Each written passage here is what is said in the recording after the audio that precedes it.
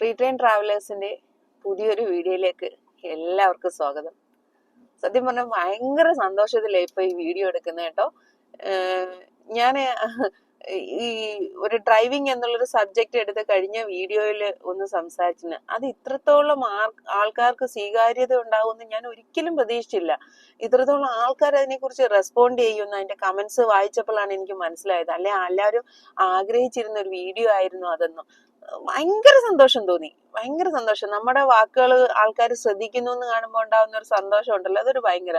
പ്രത്യേകിച്ച് നമ്മളങ്ങനെ ഫേമസ് ഒന്നും അല്ല. അപ്പൊ വെറുതെ നമ്മുടെ ഒരു ഫാഷൻ, ഒരു സാറ്റിസ്ഫാക്ഷന് വേണ്ടി ചെയ്തിട്ട് ഒരു വീഡിയോയ്ക്ക് ഇത്രയും സ്വീകാര്യത വന്നല്ലോ എന്ന് ഓർത്തോ ഭയങ്കര സന്തോഷം. ഒരുപക്ഷെ അതുകൊണ്ട് തന്നെയാണ് ഇപ്പൊ ഒരാഴ്ച ആയപ്പോഴത്തേക്ക് ഇതിന്റെ ഒരു പാർട്ട് വീണ്ടും ഇടാൻ എനിക്ക് തോന്നിയത്. കാരണം നമ്മുടെ ഫ്രീ ടൈം ട്രാവലേഴ്സ് എന്ന് പറയുന്നത് പോലെ തന്നെ ഫ്രീ ടൈം കിട്ടുമ്പോൾ ട്രാവൽ ചെയ്യുന്നതാണ് നമ്മുടെ ഏറ്റവും വലിയ പാഷൻ. ട്രാവലിങ്ങും ഡ്രൈവിങ്ങും, ഇത് രണ്ടിനെ കുറിച്ചും എപ്പോ ചോദിച്ചാലും എന്ത് ചോദിച്ചാലും മണിക്കൂറുകളോളം സംസാരിക്കുന്നതാണ് എനിക്ക് ഏറ്റവും സന്തോഷമുള്ള ഒരു കാര്യം. ഞാൻ ഇങ്ങനെ പറഞ്ഞുകൊണ്ടേ ഇരിക്കും. എനിക്ക് ഇഷ്ടമുള്ള സബ്ജക്റ്റ് ആയതുകൊണ്ട് ഇത് തന്നെ. ഇപ്പൊ ചിലപ്പോ ഞാൻ ഇങ്ങനെ പറഞ്ഞുകൊണ്ടിരിക്കും. എനിക്കാണ് ഈ വീഡിയോ ഇങ്ങനെ വലിച്ചു നീട്ടുന്നതിനോട് വലിയ താല്പര്യമില്ല. മാക്സിമം കുറയ്ക്കുക, കണ്ടന്റുകൾ പറയുക എന്നാണ് ഞാൻ ചിന്തിക്കുന്നത്. അപ്പൊ ഇത് നമുക്ക് അങ്ങനെ തന്നെ പറയാം. പിന്നെ കമന്റ്സിന്റെ കാര്യം പറഞ്ഞപ്പോഴാണ്, കമന്റ്സിനകത്ത് ഏറ്റവും കൂടുതൽ ആൾക്കാർ ചോദിച്ചിരിക്കുന്ന ഒരു കാര്യമാണ് ഹാഫ് ക്ലച്ച്. അപ്പം ആദ്യത്തെ കാര്യം അത് തന്നെ ആവട്ടെ. എന്താണ് ഹാഫ് ക്ലച്ച്? നിങ്ങൾക്ക് എല്ലാവർക്കും അറിയാം. നമ്മൾ ഒരു ട്രാഫിക്കിൽ കൊണ്ടുവന്ന് വണ്ടി നിർത്തിയിട്ട് എടുക്കാൻ, അല്ലെങ്കിൽ പതുക്കെ പതുക്കെ മൂവ് ചെയ്യാൻ, അല്ലെങ്കിൽ ഒരു കയറ്റത്തിൽ കൊണ്ട് നിർത്തിയിട്ട് എങ്ങനെ വണ്ടി എടുക്കാം, ഇതെല്ലാം സാധ്യം വെച്ചാൽ മാനുവൽ വണ്ടിയാണെങ്കിൽ സാധ്യമാവുന്നത് ഹാഫ് ക്ലച്ചിലൂടെയാണ്. ഹാഫ് ക്ലച്ച് എന്ന് പറയുമ്പോൾ നമ്മുടെ ക്ലച്ചിലെ കാല് പതുക്കെ റിലീസ് ചെയ്തിട്ടാണ് പകുതിയിൽ കൊണ്ട് നിർത്തി ആക്സിലേറ്റർ കൊടുത്തിട്ടാണ് നമ്മൾ ഹാഫ് ക്ലച്ച് മൂവ് ചെയ്യുന്നത്. ഇത് എങ്ങനെ ചെയ്യാം, ഞാൻ എങ്ങനെ ചെയ്തു എന്നാണ് ഞാനിപ്പോ പറയുന്നത്. നമ്മൾ ഈ ക്ലച്ചിൽ നിന്ന് കാലെടുക്കുമ്പോൾ നമ്മുടെ വണ്ടിയുടെ സൗണ്ട് നമുക്ക് ഏകദേശം മനസ്സിലാവും. ആ കാല് പതുക്കെ പതുക്കെ റിലീസ് ചെയ്യുന്ന സമയത്ത് ഒരു ചെറിയ സൗണ്ടിന് വ്യത്യാസം വരും. നമുക്കത് മനസ്സിലാവും. ഒരു വണ്ടി ചെറുതായിട്ട് സൗണ്ട് വ്യത്യാസം വരും. ആ സമയത്ത് നമ്മള് വണ്ടി ബ്രേക്കിൽ നിന്ന് കാല് മാറ്റി അപ്പൊ തന്നെ ആക്സിലേറ്റർ കൊടുത്തു കഴിഞ്ഞാൽ സുഖമായിട്ട് വണ്ടി മൂവ് ചെയ്തോളും. ഒരു പ്രശ്നമില്ല. അത് കയറ്റത്തിലായാലും നല്ല രീതിയിൽ തന്നെ മൂവ് ചെയ്യും. ഒരു ഇഷ്യൂ ഇല്ലാതെ പോകുന്നത് എനിക്ക് അങ്ങനെയാണ് ഫീൽ ചെയ്തിട്ടുള്ളത്. അതാണ് ഹാഫ് ക്ലച്ചിന്. പിന്നെ വേറൊരു കാര്യം, ഈ ഹാഫ് ക്ലച്ച് നമ്മള് ഹാഫ് ക്ലച്ച് അല്ലാതെ തന്നെ മിക്കവാറും പെൺകുട്ടികൾ ഫേസ് ചെയ്യുന്ന ഒരു കാര്യം, വണ്ടി ഇങ്ങനെ ഇടിച്ചു നിൽക്കുക എന്നുള്ളത്. ഇടിച്ചിടിച്ച് മൂവ് ചെയ്യുന്ന സമയത്ത് പെട്ടെന്ന് ഇടിച്ചിടിച്ചിട്ട് നിൽക്കും. ഇതിന്റെ കാര്യം എന്താണെന്നറിയോ? നമ്മൾ ഈ ക്ലച്ചിൽ നിന്ന് കാല് റിലീസ് ചെയ്യുന്നതിന്റെ സ്പീഡിനനുസരിച്ചിട്ടാണ്.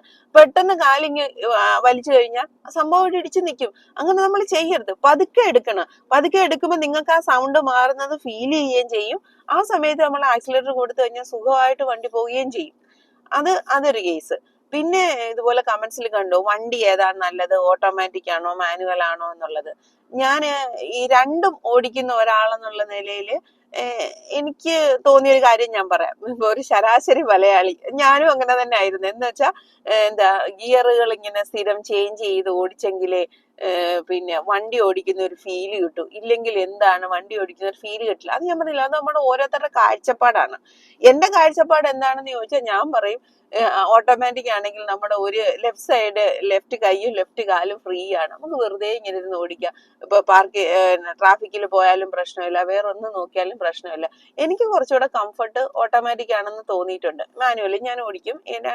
ഒരു വർഷം മുന്നേ വരെ ഞാൻ മാനുവൽ തന്നെയാണ് ഓടിച്ചുകൊണ്ടിരുന്നത്. അങ്ങനെ ഇരിക്കുക ഒരു പ്രാവശ്യം ബെൻസ് ഓടിക്കാൻ പറ്റി. ബെൻസ് ഓടിച്ചപ്പോഴാണ്, നിങ്ങൾക്കറിയാലോ, പ്രീമിയം വണ്ടികളെല്ലാം ഒരുമാതിരി ഓട്ടോമാറ്റിക് ആണ്. ഇത്രയും ഓട്ടോമാറ്റിക് വണ്ടികൾ ഇങ്ങനെ എത്രത്തോളം കംഫർട്ടാണ് എന്ന് നമുക്ക് മനസ്സിലായത് സത്യം പറഞ്ഞാൽ ബെൻസ് ഓടിച്ചപ്പോഴാണ് എനിക്ക് കിട്ടിയത്. അതിനുശേഷം നമ്മൾ ഓട്ടോമാറ്റിക് ആണ് കൂടുതലും പ്രിഫർ ചെയ്യുന്നത്.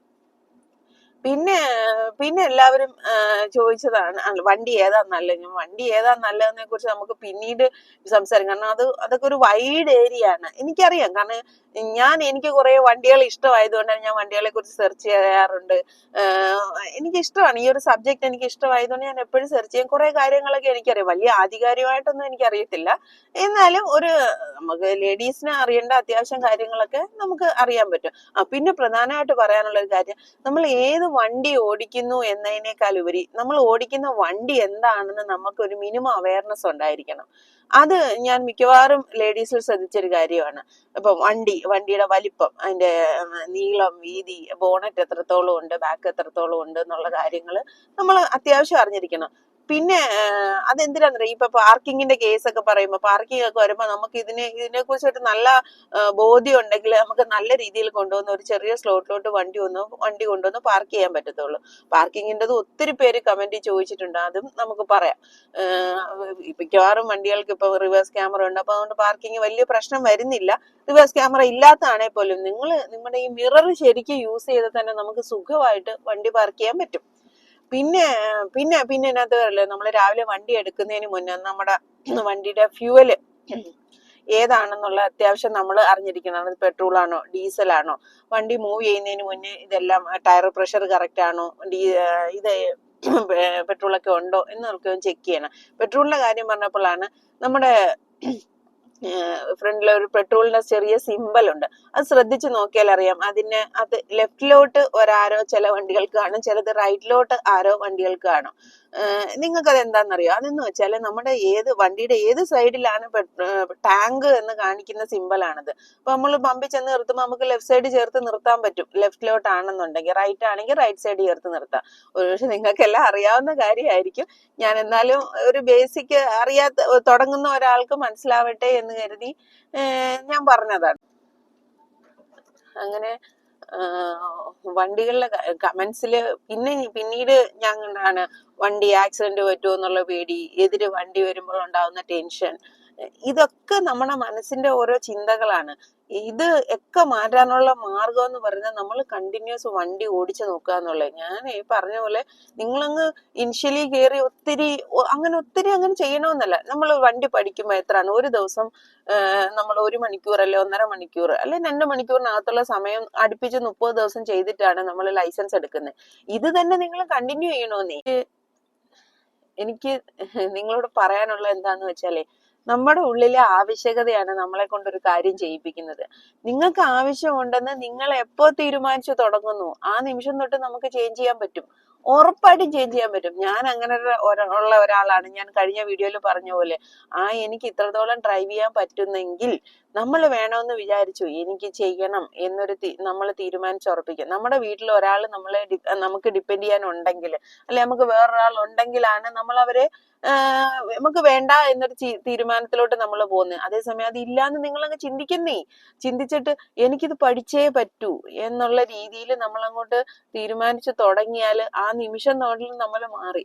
വലുതായിട്ടൊന്നുമല്ല, പതുക്കെ ഓടിച്ച് നിങ്ങൾ പഠിച്ചാൽ മതി. പതുക്കെ ഓടിച്ച് പഠിച്ചാൽ ഉറപ്പായിട്ടും നല്ല കോൺഫിഡന്റ് ആയിട്ട് തന്നെ ഞാൻ പറയുന്നത് നിങ്ങളെ കൊണ്ട് എല്ലാവർക്കും പറ്റും. അത് ആക്സിഡന്റ് ഉണ്ടാകുകയൊന്നും ഇല്ല. ചെറിയ 20-30 ഓടിച്ചു പഠിച്ചാൽ എവിടെ ആക്സിഡന്റ് ഉണ്ടാവാനോ ഒന്നുമില്ല. 2 വീലറിലാണെങ്കിൽ ഒരു പക്ഷെ നമുക്കത് പേടിക്കണം, 2 വീലർ ചരിയോ മറിയോ വീഴുവോ എന്നുള്ള ഒരു പേടി നമുക്ക് വരാം. 4 വീലറിനെ സംബന്ധിച്ച് ആ ഒരു കാര്യമില്ല.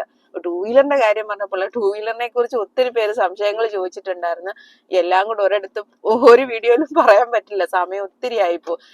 നിങ്ങള് മാക്സിമം എല്ലാവരും വണ്ടി ഓടിച്ച് എന്റെ ഈ വാക്കുകൾ കൊണ്ട് ഒരാൾക്കെങ്കിലും പ്രചോദനം കിട്ടിയെങ്കിൽ അതാണ് എന്നെ സംബന്ധിച്ച് ഏറ്റവും വലിയ കാര്യം. ഭയങ്കര സന്തോഷം തോന്നും അങ്ങനെ ഉണ്ടെന്നുണ്ടെങ്കിൽ. അപ്പം നിങ്ങൾക്ക് തോന്നുന്നുണ്ട്, നിങ്ങൾ തീർച്ചയായിട്ടും ചെയ്യുക. എല്ലാവരെയും കൊണ്ട് പറ്റും, അത് ഞാൻ 100% ഉറപ്പ് തരാം. നമ്മൾ പേടിച്ചിരിക്കരുത്. പേടി നമ്മുടെ മാറ്റിയാൽ തന്നെ നമ്മൾ പകുതി വിജയിച്ചു. അതാണ് നമ്മുടെ കോൺഫിഡൻസ് ലെവലിന്റെ ആദ്യത്തെ കാര്യം. അപ്പൊ നിങ്ങളെല്ലാം കോൺഫിഡൻസോടുകൂടി വണ്ടി ഓടിക്കണം. തീർച്ചയായിട്ടും എല്ലാവരും വണ്ടി ഓടിച്ച് ഒരു പ്രശ്നങ്ങളും ഉണ്ടാവുന്നില്ല. ധൈര്യപൂർവ്വം നിങ്ങൾ മുന്നോട്ട് പോക്കോ. അപ്പം ബാക്കി കാര്യങ്ങളും ഒക്കെ ആയിട്ട് നമുക്ക് അടുത്തൊരു വീഡിയോയിൽ പിന്നെയും കാണാം. അപ്പം ബൈ.